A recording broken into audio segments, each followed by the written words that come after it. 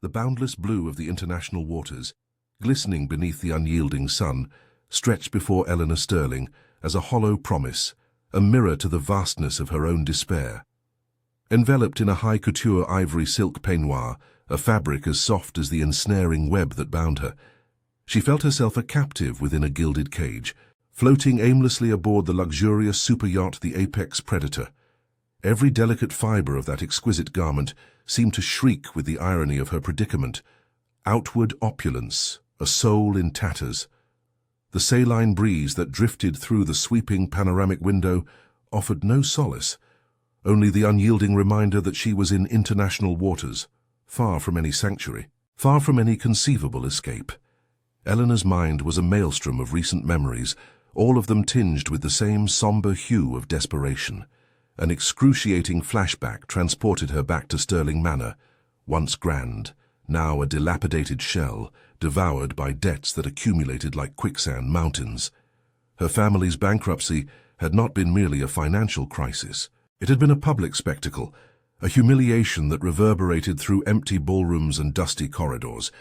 She could almost scent anew the stench of decay and despair, feel the weight of judgmental gazes, hear the hushed whispers that spoke of the ruin of a surname that for centuries had been a byword for power and prestige. The unbearable pressure to acquiesce to the arranged marriage with Cian Alistair Thorne had been absolute.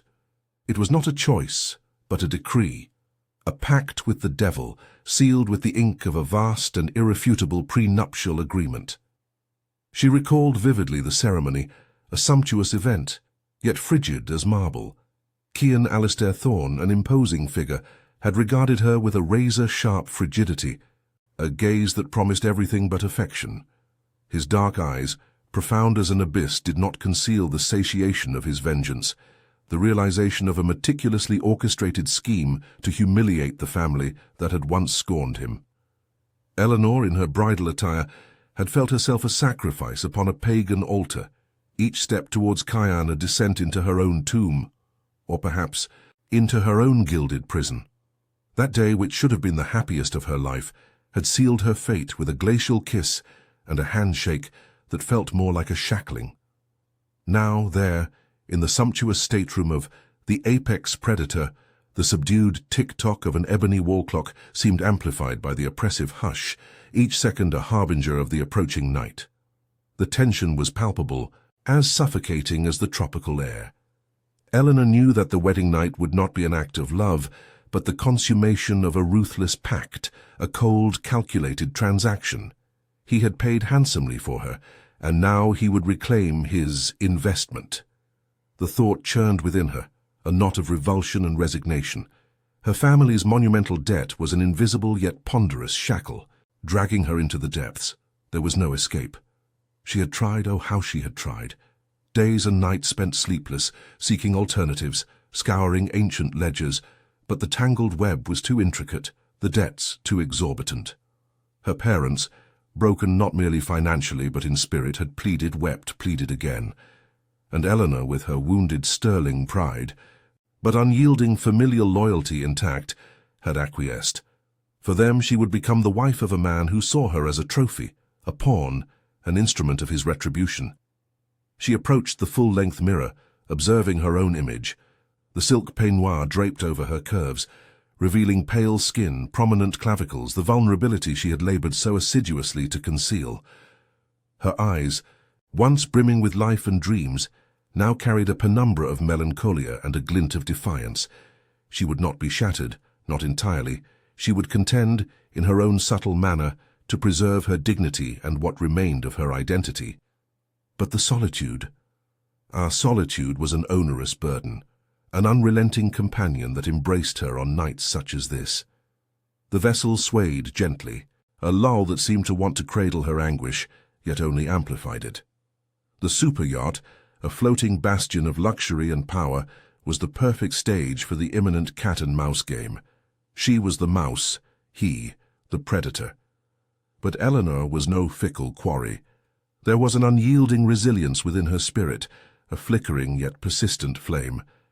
She inhaled deeply, attempting to calm her unsettled heart that hammered erratically against her ribs. She needed to be strong, stoic, proud. She needed to be a Sterling. Abruptly, a crisp, sharp sound cut through the oppressive silence of the stateroom, a knock at the door. It was not a soft, hesitant tap, but a firm, resolute rap that echoed like a hammer of fate. The sound reverberated through her very bones, her soul. It was he. Cian Alistair Thorne. The beginning of the confrontation that would change their lives forever stood there, on the threshold of that formidable door. The air grew heavy with a near suffocating anticipation. Eleanor closed her eyes for an instant, mustering every shard of her dwindling courage before opening them again, ready to confront the man who was her proprietor, her tormentor, and perhaps her destiny.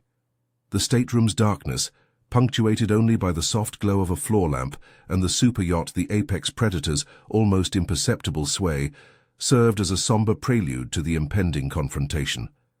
Eleanor Sterling felt her heart hammer against her ribs, a desynchronized rhythm echoing the tempest raging within her soul.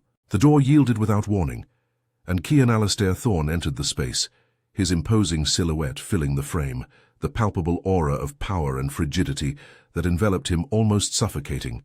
He carried no promise of a gentle touch or an impassioned gaze, but rather the glacial certainty of a predator claiming its rightful quarry.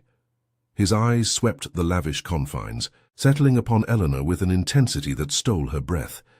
There was no tenderness, merely a calculating assessment, akin to one appraising a valuable object, yet devoid of true sentiment.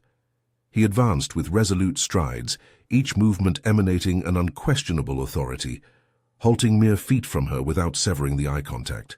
The ensuing silence was fraught with an almost unbearable tension, sending shivers down Eleanor's arms. "Eleanor Sterling," he began, his voice deep and devoid of emotion, a stark contrast to the rich, authoritative cadence she had anticipated. "You are here because destiny, or more accurately, your family's debt, ordained it. Do not delude yourself with the pomp and circumstance of our union.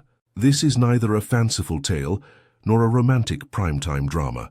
A brief, frigid smile touched his lips, utterly bereft of any mirth. "It is a contract, a reckoning." Eleanor felt a shiver trace her spine, yet she steadfastly refused to betray any vulnerability. She lifted her chin, meeting his gaze with defiance, even as inwardly her soul cried out in anguish. "I know what it is, Cian," she retorted, her voice trembling slightly. "I am not naive, but your bluntness does not alter the fact that I was coerced into this, a sacrifice that tarnishes my name and my liberty."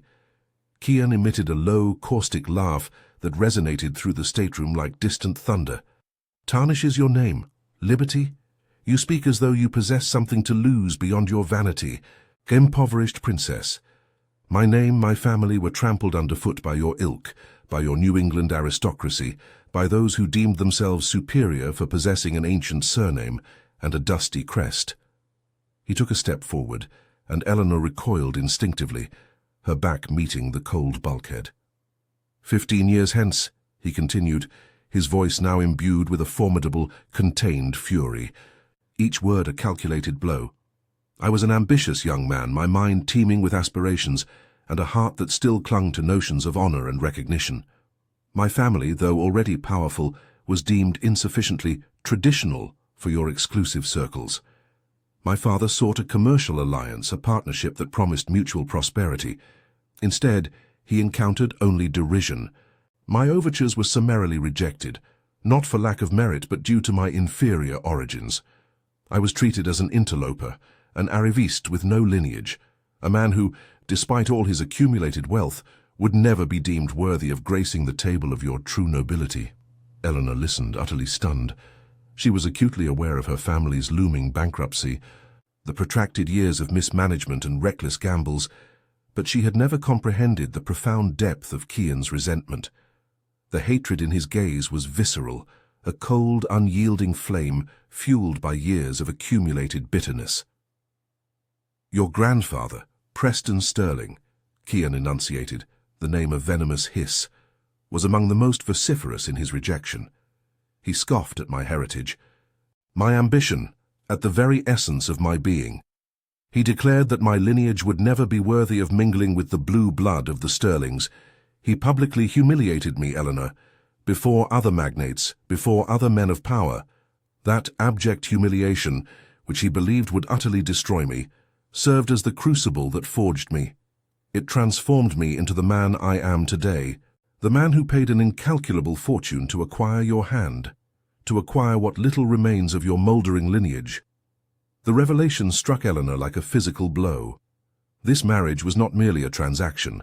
It was an act of cold, calculated vengeance, meticulously planned over years, executed with a surgeon's precision. She was but the final, indispensable piece in a macabre game of chess. "You are my trophy, Eleanor," he declared, his voice a dangerous whisper, "the irrefutable proof that the wealth and power I have forged are worth more than any vacuous surname. And your function is explicitly clear. You will bear me an heir. An heir with noble blood, yes, but one who will be molded by the Thorn legacy, who will bear our name and our formidable strength. He will further legitimize my empire, cleanse my family's honor, and unequivocally demonstrate that true nobility is not inherited, but meticulously built." Eleanor felt a surge of incandescent rage coalesce within her, inextricably mingled with a piercing dart of despair. He had reduced her to a mere vessel, an incubator for noble blood. Her pride was grievously wounded, yet her strategic mind was already commencing its intricate machinations. She would not remain a passive victim. "And you believe you can control me, Kian?" she countered, her voice quivering imperceptibly, yet maintaining an unyielding firmness.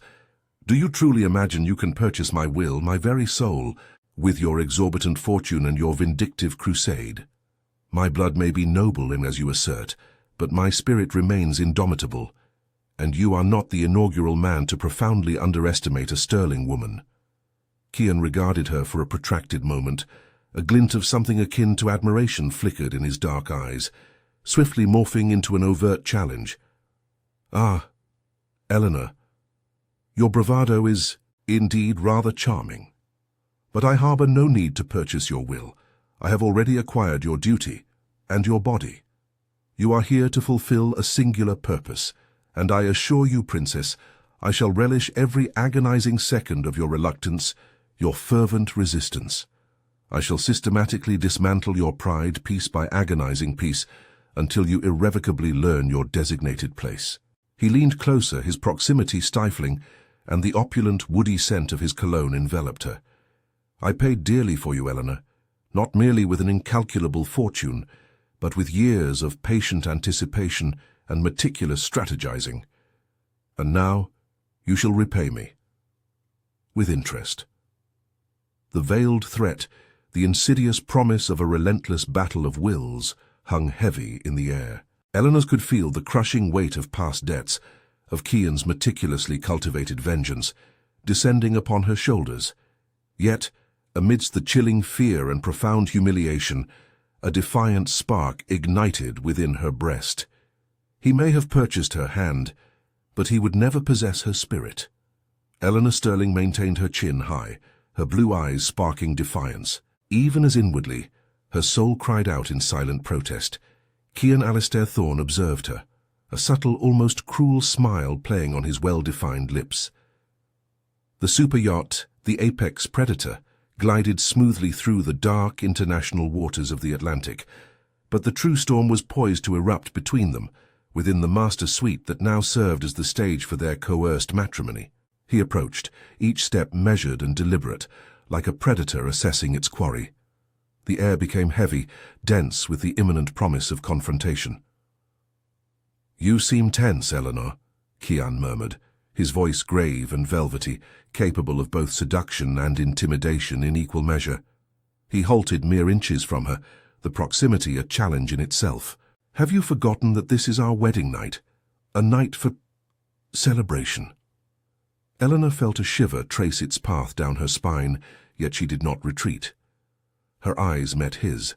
A dark well of determination mingled with a hint of something more, something she could not quite decipher. "Celebration or the commencement of your particular vendetta, Kian?" Her voice was frigid, yet it carried the resilience of one who had endured profound losses and still stood unbowed. She was no fragile heroine of a prime-time drama to surrender at the first challenging gaze. Kian chuckled, a low, dangerous sound. Vendetta is a rather strong word. I prefer justice. And yes, it is the beginning of something, the inception of your duty. I paid a considerable sum for you, Sterling. A price your family, in its faded glory, could never have conceived.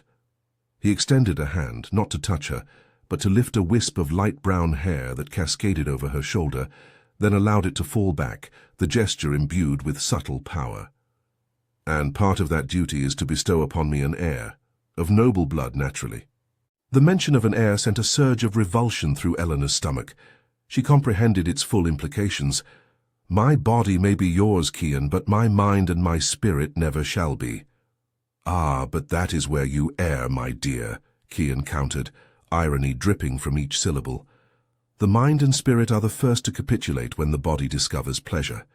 And I intend to prove to you that pleasure can be found even in the arms of your enemy. How about a challenge, Eleanor? Let us ascertain if you can resist what I can make you feel. He desired to shatter her pride, to compel her to admit that, despite everything, he affected her. It was a game of cat and mouse, and Kian was a master of the hunt. Eleanor felt her blood quicken. His audacity was beyond belief. He was not entreating. He was demanding in a manner that repulsed her, yet simultaneously ignited a perilous spark of curiosity. She could not yield to fear, not now. You may purchase titles and estates, Kian, but you cannot purchase true desire, nor mine. Cannot I? He arched a brow, his eyes fixed on hers, scrutinizing for any sign of weakness. Of hesitation. We shall see. Tonight, you will not merely fulfill a duty, you will feel your duty. And when the morning arrives, you will question if hatred is truly the sole bond that binds you to me. With each word, he diminished the distance between them, encroaching upon her personal space, her aura, her very air. Eleanor could perceive the heat of his body, the woody, spicy scent of his cologne, the contained strength in his bearing. It was akin to being ensnared in a hurricane, desperately striving to remain steadfast. "You are a monster," she whispered, her voice choked by fury and an emotion she refused to name. "A monster whom you now call husband," Kian corrected, an enigmatic smile playing on his lips. He raised his hand again, this time to graze her face. His fingers brushed her skin, dispatching an electric jolt that Eleanor attempted to disregard, but which caused her breath to hitch.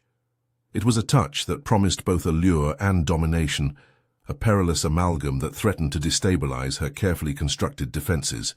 She yearned to push him away, to flee, but something held her captive there, a morbid fascination with the danger he embodied. It was like observing a slow-motion car crash, unable to avert her gaze.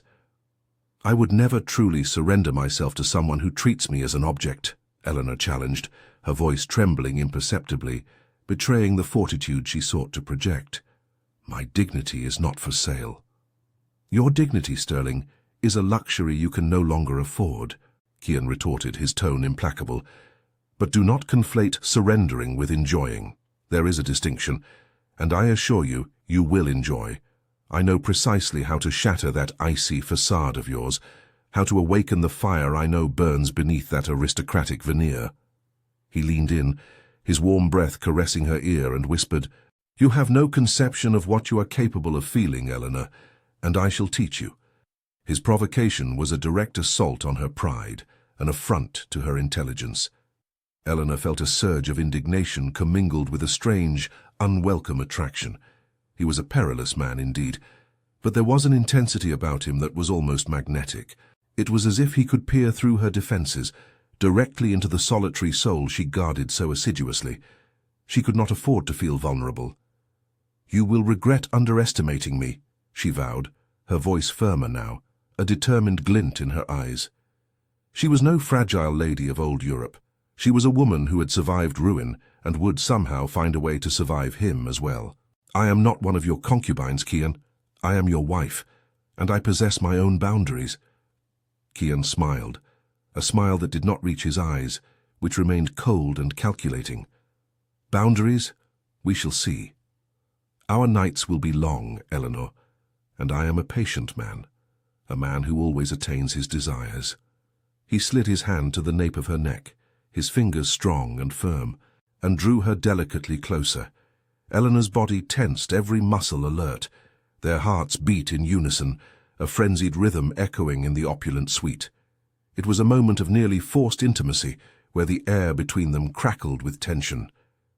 Kian's eyes descended to her lips, and Eleanor felt an uncontrollable tremor, a shiver, a disconcerting blend of apprehension and perilous spark, traced its path along Ellie's spine as Kian receded, leaving her with the unspoken promise of a nascent battle. The ensuing days aboard the apex predator settled into an unsettling, oppressively weighted, almost suffocating routine. It was a perilous ballet between opulent luxury and emotional incarceration, a stage for their impending clash of wills. Eleanor, a mere instrument of Kian's vengeance by legal acquisition, would not yield with facility. Her lineage, though financially debilitated, had instilled an unyielding pride and resilience that even her sterling family's astronomical debts could not shatter. She refused to be a porcelain doll, a mere decorative appendage in Kian Alistair Thorne's meticulously constructed life. With each dawning over the cerulean Atlantic, as the apex predator cleaved waves en route to Miami, Eleanor embarked on a silent, calculated reconnaissance of the colossal super yacht. Neither idle curiosity nor admiration for the prodigious artworks or imported marbles gracing every exquisite corner impelled her. Her impetus was the relentless pursuit of a fissure, a vulnerability, an egress, however infinitesimal. She traversed the lavish decks, sumptuous salons that made any opulent Manhattan penthouse seem modest, and suites plucked from a Hollywood epic, only to ascertain that every meticulous detail, corridor, and secured door extended Kian's absolute dominion. The cutting-edge technology, discreetly integrated cameras, and impeccably trained, perpetually vigilant crew all conspired to reinforce the pervasive sensation of confinement within a gilded cage, a five-star prison, yet unequivocally still a prison. It was akin to existing within a sophisticated system of luxury surveillance, with Kian Thorne himself as director. Her acts of defiance initially were subtle, almost imperceptible to a less astute observer, yet sufficiently persistent to grate upon Kian. At meals served at tables that rivaled the most exclusive restaurants of New York City, Eleanor politely but firmly declined certain delicacies, an exotic dish redolent with rare spices. No, thank you. A prohibitively expensive vintage wine. Water, please. Her motive was not one of genuine distaste, but a silent, obstinate refusal to accept every munificence offered by her captor. She routinely ignored minor directives from the crew who, under Kian's explicit instruction, treated her with a deference bordering on servitude, as if she were a queen or a possession of inestimable value. Should a member of the retinue endeavor to anticipate her desires, Eleanor would respond with a glacial gaze, maintaining a palpable distance that unequivocally communicated her unwillingness to submit compliantly, regardless of her present predicament. Her defiant silence was, at times, more eloquently potent than any vocalized outcry. He compelled her to speak, to engage, yet she would retort with terse monosyllabic phrases, constructing an impenetrable rampart of indifference that invariably left him frustrated. Kian, in turn, observed her from a calculated distance. His dark eyes, habituated to scrutinizing volatile financial markets and dominating austere boardrooms, now fixated upon her with an intensity Eleanor could discern even in his physical absence. He perceived her on the security monitors, within the polished reflections of the mirrors, and apprehended her presence by the subtly altered movements of the crew around her. Intrigued by her intrinsic resilience, by the defiant flame that blazed within her eyes, even beneath the crushing weight of her circumstances, he began to apprehend that Eleanor Sterling was not the fragile, pliant woman he had anticipated. She was, unequivocally, a woman of steel, an unbreakable spirit, and this formidable quality, in some intricate manner, simultaneously captivated and exasperated him. He had expended an incalculable fortune for her, anticipating immediate capitulation, but what he encountered instead was a silent, obstinate resistance. The price of his meticulously planned vengeance, it seemed, transcended mere monetary value. Day by day, Kian incrementally intensified his surveillance. not through overt means, but with an insidious omnipresence that was acutely palpable. He would materialize abruptly on the decks where she was immersed in a book, seat himself at the breakfast table with a feigned casualness that deceived no one, or encounter her in the yacht's labyrinthine corridors, exchanging glances laden with unspoken, weighty intentions.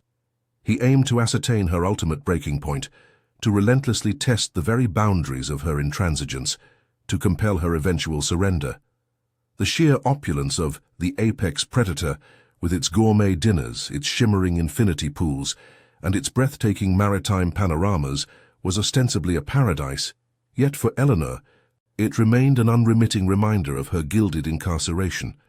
She felt akin to a protagonist ensnared within a primetime drama, abducted and confined to a luxurious captivity, yet devoid of any sanguine hope for a heroic rescuer. Julian Sterling, her cousin, was geographically distant, and by this juncture likely had no conception of the gilded torment she endured. The yacht's grandiose setting, which should have been a balm to any soul, contrasted brutally with Eleanor's profound emotional confinement. She traversed the opulent salons with the measured gait of a statue, her countenance betraying a glacial detachment that masked a tempestuous internal turmoil. The beauty encircling her, the priceless artworks, the jewels Kian dispatched to her as gifts, every glittering facet seemed to mock her irrevocably forfeited liberty. She observed the coruscating reflections of diamonds and emeralds in the display cases, contemplating the millions of dollars they represented, and how infinitely she would prefer a fragment of her former life, even burdened by its debts, to all this soulless luminescence. Kian, conversely, began to perceive the growing futility of his vengeance if Eleanor failed to react in the anticipated manner. The profound humiliation he had intended to inflict upon the Sterling family seemed to dissipate amidst Eleanor's proud, indomitable indifference. He required her to feel, to profoundly care, to ultimately break. Yet with each passing day she appeared more robust, more exquisitely unbreakable, a challenge he had not foreseen, and one that began to ignite within him a perilous curiosity. The game had merely commenced, and Kian apprehended that Eleanor would prove to be no facile pawn, but rather an intricate and profoundly addictive game of chess, wherein her every calculated move compelled him to meticulously reassess his own formidable strategies. The forced cohabitation aboard the apex predator was a fraught ballet of sparks and ice. Every move by Eleanor was calculated for dignity, every gaze from Kian a veiled promise of dominion. Days on the super yacht, gliding softly through cerulean Atlantic waters, felt eternal yet fleeting. The luxury was undeniable, bordering on prime-time drama ostentation, but for Eleanor, it remained a gilded cage. One evening, a formal dinner gathered Kian, Eleanor, and Daniel Hayes, Kian's austere chief operating officer. Hayes, with somber countenance and penetrating gaze, was renowned for incisive intellect and unshakable fealty. The table, set with exquisite dinnerware and sparkling crystal beneath soft lights, became a stage. Eleanor, in an elegant ensemble Kian procured, a midnight blue silk gown accentuating her sapphire eyes and luminous skin, sat at the head. Her posture was impeccable, a polished smile on her lips. Kian, beside her, watched with an intensity that made her feel under a microscope. Initial discourse revolved around global ventures, maritime logistics, and market trends, subjects Daniel and Kian mastered. Eleanor listened, attentive, absorbing every word. At one point, Daniel broached a complex impasse concerning a tech startup acquisition in an emerging market, emphasizing a strategic approach that considered not just economic interests, but also the nuances of local honor and reputation. Kian, with customary imperiousness, offered a pragmatic solution focused on strength and direct negotiation. Then Eleanor, to everyone's surprise, intervened. "With due deference, Kian," she began, her voice calm yet firm, devoid of the hesitation Kian expected from a fallen aristocrat. "Perhaps a more oblique approach would prove more efficacious. History teaches that in certain cultures, honor often eclipses lucre, humiliation, a wound that never truly heals. Rather than direct confrontation, a strategic alliance with a third-party player sharing similar traditions could create indirect leverage, meticulously preserving face for all while achieving the objective. It is what, in old-world diplomacy, we termed the dance of veiled agreements. A momentary silence fell. Daniel, initially regarding her with the detached curiosity reserved for a trophy wife, now stared with newly kindled respect. Kian, in turn, felt an unexpected warmth suffuse his chest, a mix of irritation and admiration. Her audaciousness was disquieting, yet the undeniable acumen underpinning her pronouncements was self-evident. She articulated a complex strategy with perspicacity rivaling his, not merely repeating platitudes. He had believed he merely acquired her, yet she now seemed capable of deciphering the board before moves were contemplated. It was as if she had absorbed his favored books on geopolitics and military strategy, something he never imagined. "A dance of veiled agreements, Eleanor," Kian repeated, his grave voice a faint smile playing at his lips. Not of scorn, but intrigued challenge. "Do you underestimate direct negotiation, or overstate our adversary's subtlety?" "Neither, Kian," she rejoined, tilting her chin imperceptibly. "Brute force does not always equate to intelligence. Sometimes the path of subtle maneuvering to secure an accord, even if longer, guarantees more lasting peace. It is not about weakness, but strategy. Consider the art of war, Kian. The best general wins without fighting, or makes the enemy fight for him." Daniel Hayes cleared his throat, a gleam in his eyes. "You present a compelling argument, Mrs. Sterling. It is a perspective we had not considered with such depth. Honor, indeed, is a pillar in our culture, an indirect alliance one could avoid unnecessary attrition." He glanced toward Kian, who remained silent, eyes fixed on Eleanor. That night, Eleanor was not merely the purchased wife. She was a presence.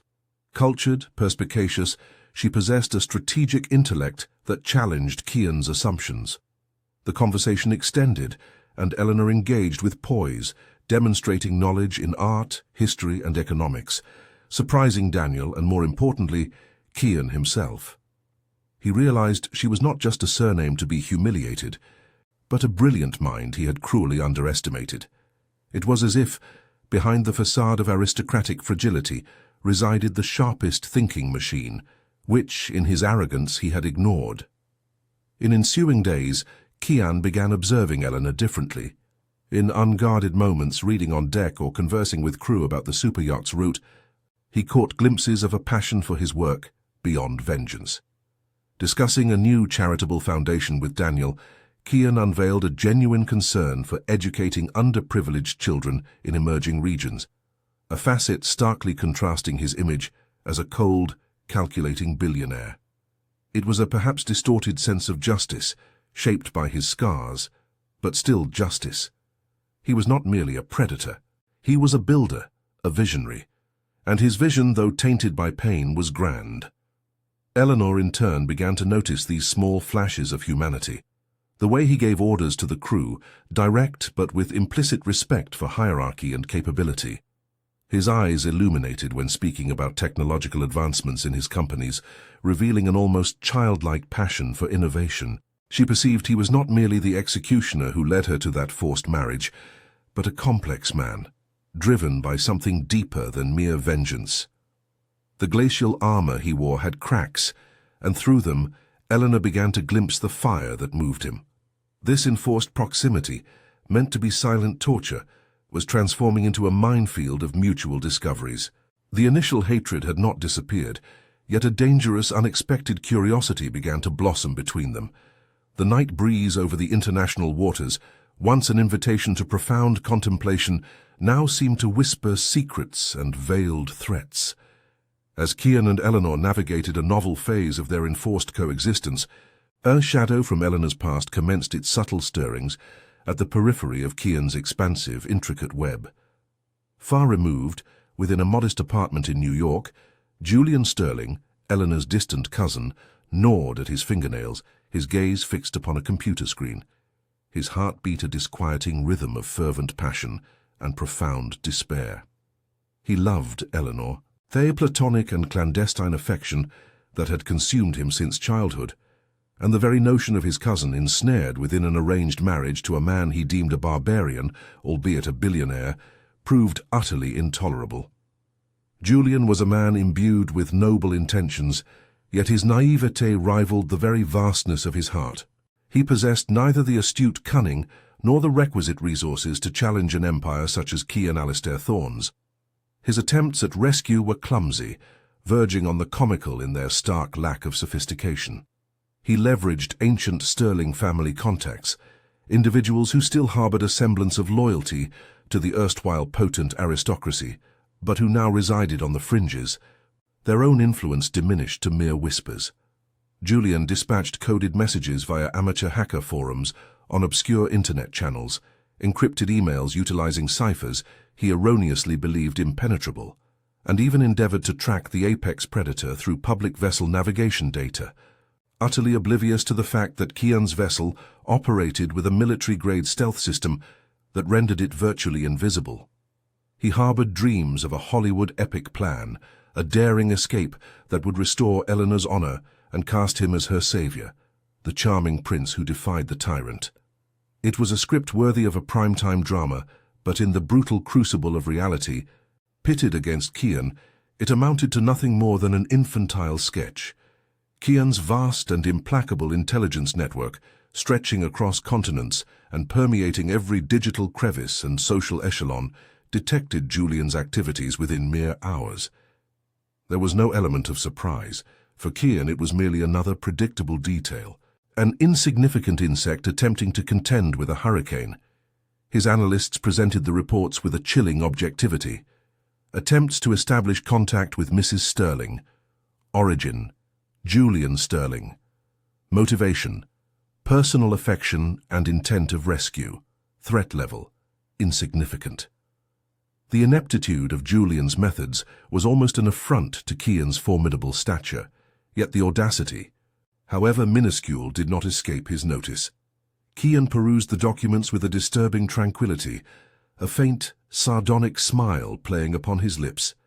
The bankrupt aristocracy, he mused, still clung to romantic fantasies, whilst the true world was governed by unyielding power and stark pragmatism. Later that afternoon, Eleanor was summoned to Cian's private office, a domain of rich, dark wood and polished steel, its expansive windows offering a panoramic vista of the boundless blue expanse. She entered with her customary demeanor, a proud mask of aloofness that barely concealed the tautness in her shoulders. The perilous curiosity that had burgeoned between them in recent days, an intricate dance of veiled provocation and nascent desire, rendered the atmosphere even more charged with unspoken tension. Cian was not seated behind his desk, but rather ensconced in a leather armchair, a glass of amber whiskey held loosely in his hand.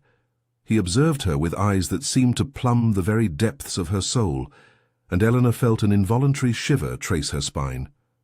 "Eleanor," he began, his voice silken, yet possessing an underlying edge of steel she had grown intimately familiar with. "It appears you have an admirer, a rather naive one, I would posit."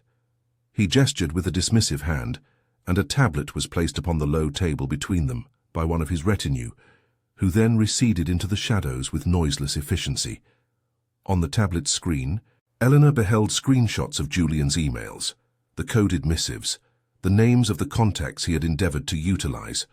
Her heart gave a convulsive leap, a confounding melange of desperate relief and profound dread. Julian. He was attempting to aid her. But pitted against Cian, it was a death sentence or something far more grievous.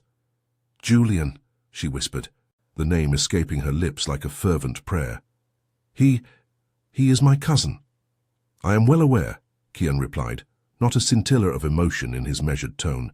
"He believes he can extricate you from this place, that he can save the damsel in distress from the dragon." He took a deliberate sip of his whiskey, the faint clink of ice echoing unnervingly in the room's pervasive silence. "He is a fool, and fools, Eleanor, invariably pay an exorbitant price for their folly." A chill permeated Eleanor's very bones. The fury she had anticipated from Cian was conspicuously absent. Instead, there was a calculated glaciality, infinitely more terrifying than any volatile outburst. He was not incensed with Julian. He was merely stating a factual observation, akin to a scientist dispassionately cataloguing a chemical reaction. "What precisely do you intend to do with him?" she inquired, her voice fraught with trepidation, yet striving to maintain a semblance of composure. Kian inclined his head, his gaze unwavering upon hers.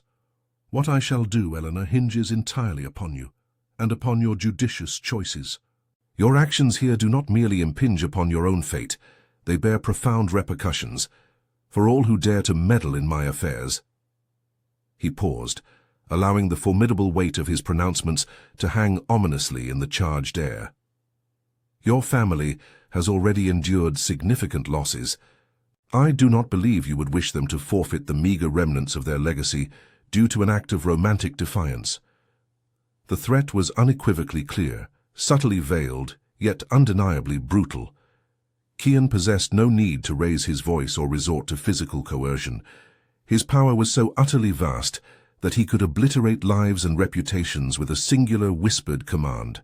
Eleanor felt as though she were irrevocably snared within a spider's web, and Julian, the hapless wretch, merely another fly that had blundered into its silken threads. A complex melange of emotions assailed her. There was a bitter gratitude for Julian's intent, a fleeting tenderness for his naivete, but above all, an overwhelming, suffocating despair.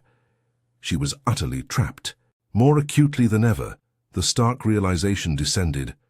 There was no escape, no possible succor. Her cage was more formidable, more pervasive than she had ever dared to conceive. Her actions, or the devastating inertia thereof, now bore a gravity that transcended her individual dignity. "I did not solicit his intervention," Eleanor responded, her voice marginally more resolute, even as she felt herself crumbling internally. "I possess no dominion over the actions of others." "Indeed," Kian conceded, a dangerous glint igniting in his eyes, "but you wield control over your own. And now, Eleanor, you apprehend the consequences when someone dares to challenge what is irrevocably mine. And you are mine."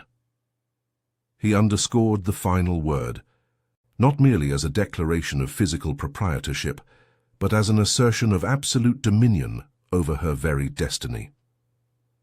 "I paid an exorbitant price for you, not solely with monetary wealth, but with the searing humiliation I was compelled to endure to ascend to this pinnacle. And you will fulfill your obligation, you will bear my heir, and you will be entirely at my disposal whenever my will dictates. This is an accord, and all accords made with me are immutable." She loathed him for his chilling detachment, for his calculated cruelty, for his insidious ability to transmute even an act of naive affection into a weapon wielded against her. Yet in a desolate recess of her mind, there also resided the harsh truth. The initial animosity had indeed begun to commingle with something far more intricate. The perilous curiosity burgeoning between them had been irrevocably fueled by the recent ordeal with the mercenaries, an event that had shifted the very dynamic of their relationship beyond all reversal. During that abrupt and brutal assault, when the apex predator was breached by armed operatives, Eleanor, with a courage that astonished even herself, had decisively acted. She neither cowered nor succumbed to the encroaching panic. Instead, she positioned herself steadfastly beside Kian, employing her acute intellect to apprise him of enemy movements, her serene and intrepid presence a steadfast anchor amidst the tumultuous chaos. She did not contend with weaponry, but rather with her razor-sharp mind and an instinctive fealty to her own life and perhaps to his. In that crucible of terror, Kian perceived her not as the bankrupt aristocrat, the mere pawn in his intricate game of vengeance, but as a woman of indomitable spirit.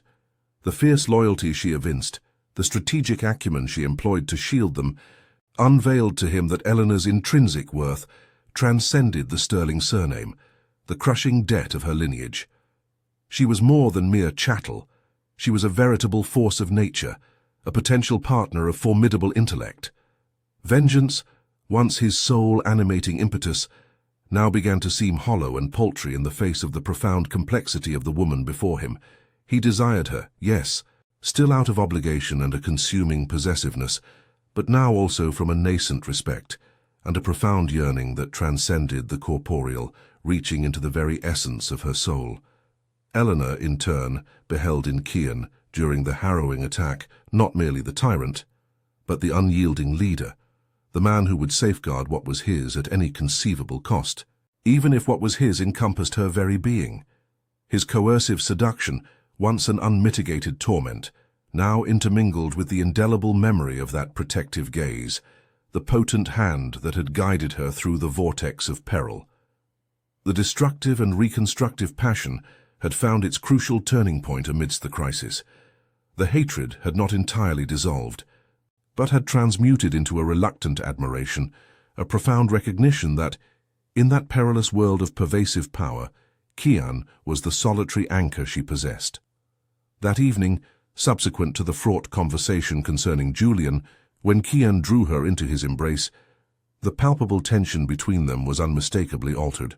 It was no longer solely a game of dominion and unyielding resistance.